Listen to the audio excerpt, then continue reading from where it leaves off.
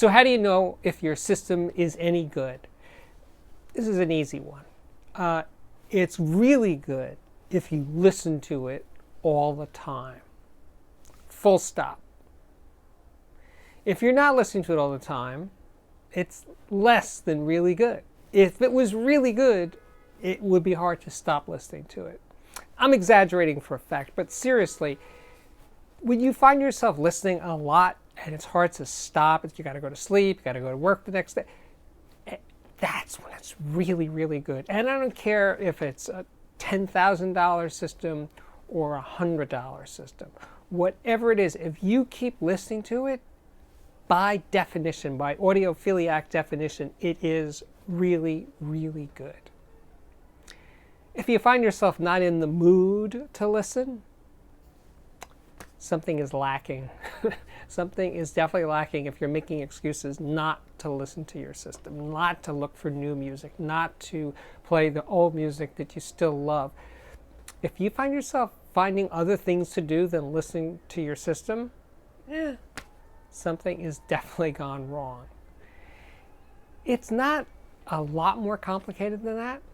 So, if you're focusing too much on the audiophile aspects of sound, if you're focusing on sound stage, if you're focusing on tone, dynamic range, you're missing the point, right? The point is to listen to music.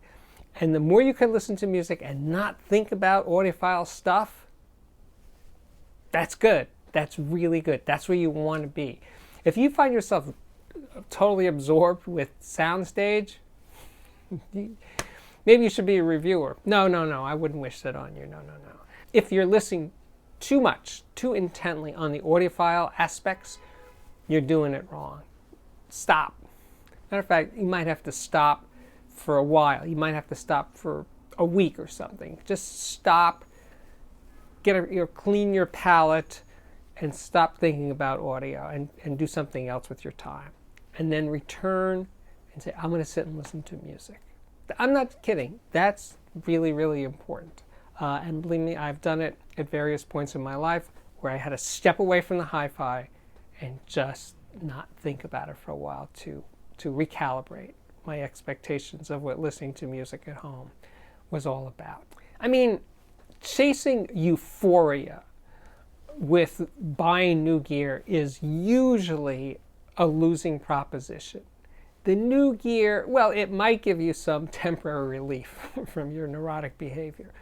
But again, I don't think that's the best way to approach this. Matter of fact, I don't think you should buy about, and you know what? Don't even think about buying new gear to fix the problem. At least not at first.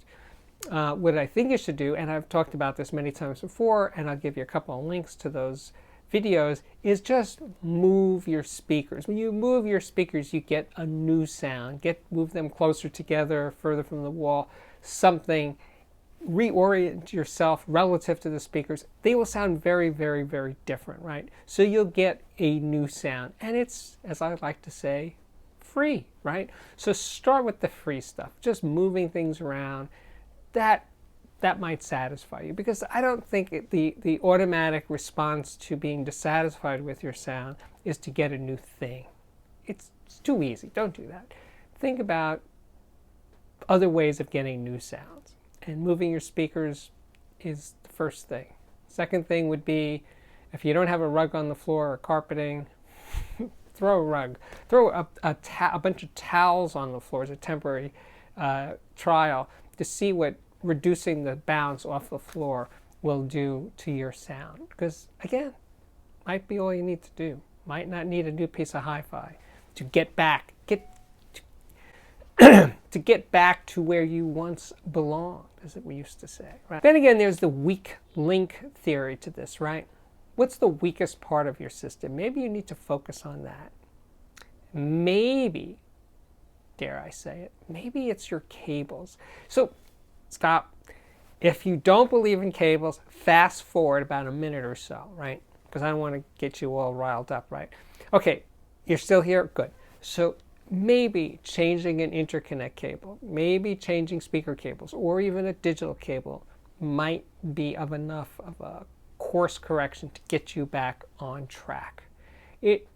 I think it's worth it. I do believe in cables, but the cable haters can be so intense. I like, I do have to put up with this, so I don't usually go there. But anyway, try cables. Okay, so now we're back. The other thing you should consider in terms of changing gear is, I mean, the speakers would make the biggest difference, but don't go there just so fast, right? The other thing I want you to consider trying is a different power amplifier. Yes, if you have tubes, get solid state. If you have solid state, get tubes. But changing the power amp even from one solid state to another solid state or one tube to another tube, can make a big difference. So there's always that. But you have this system that you currently have, and we're happy with it for a long time. And I think there's a fair chance that you might be happy with it again. So don't be in such a hurry to make rash changes, right? Chill.